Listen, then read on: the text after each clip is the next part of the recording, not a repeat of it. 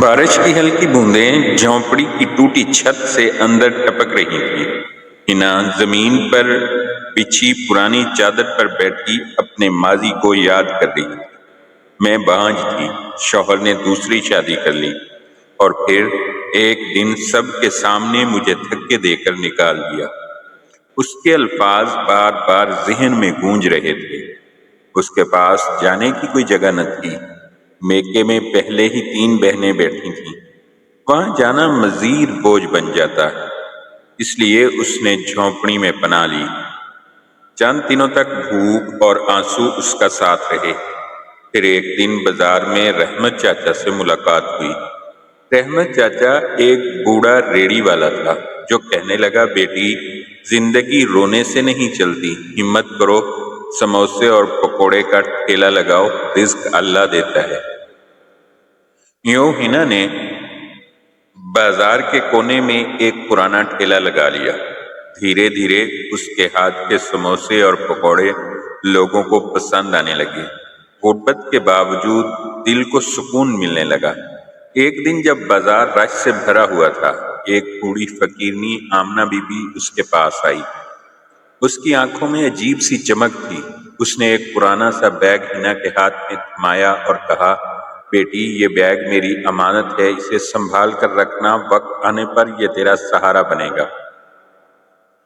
ہنا حیران رہ گئی، پوچھنے ہی لگی تھی کہ فقیرنی پلٹی اور سڑک پار کرنے لگی۔ اچانک ایک گاڑی تیز رفتاری سے آئی اور وہ حادثے میں دم توڑ گئی۔ بازار میں ہلچل مچ گئی، ہنا کے ہاتھ کانپنے لگے۔ رات کو جھونپڑی میں جلدی مدم لالٹین کی روشنی میں ہنا نے بیگ نکالا۔ آنکھیں پھٹی کی پھٹی رہ گئی۔ بیگ میں لاکھوں کے زیورات اور نوٹ تھے، لیکن ساتھ ہی کچھ پرانے خط بھی تھے۔ خطوں میں لکھا تھا، آمنہ بی بی اصل میں ایک بڑے زمیندار کی بیوی تھی جسے لالچ اور ظلم نے گھر سے نکال دیا تھا۔ اس نے اپنی ساری زندگی غربت میں گزاری، لیکن یہ دولت اپنی اولاد کے لیے نہیں بلکہ کسی مستحق کے لیے چھوڑنا چاہتی تھی۔ ہنا کے ہاتھ کانپ رہے تھے۔ یا اللہ، یہ تیرا کیسا امتحان ہے؟ اب ہنا کے سامنے ایک راستہ تھا، چاہے تو وہ دولت اپنی زندگی سنوارنے میں لگا سکتی تھی یا پھر دوسروں کے کام لا سکتی تھی۔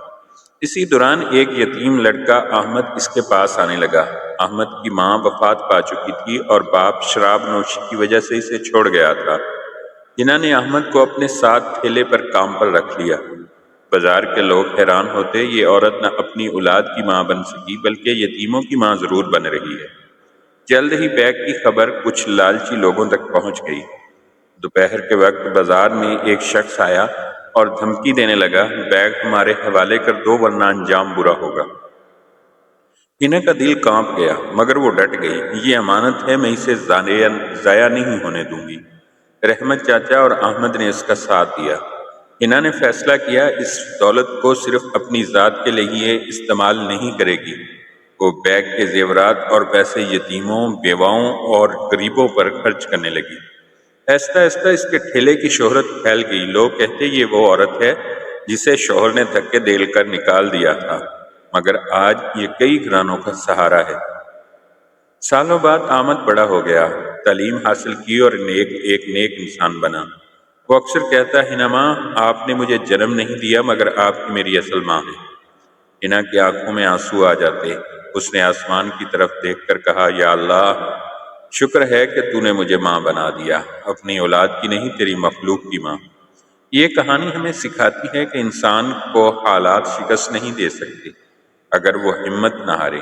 امانت اللہ کی دین ہے جو دوسروں کے فائدے کے لیے استعمال ہونی چاہیے۔ ماں صرف جنم دینے والی نہیں ہوتی، پرورش کرنے والی بھی ماں کہلاتی ہے۔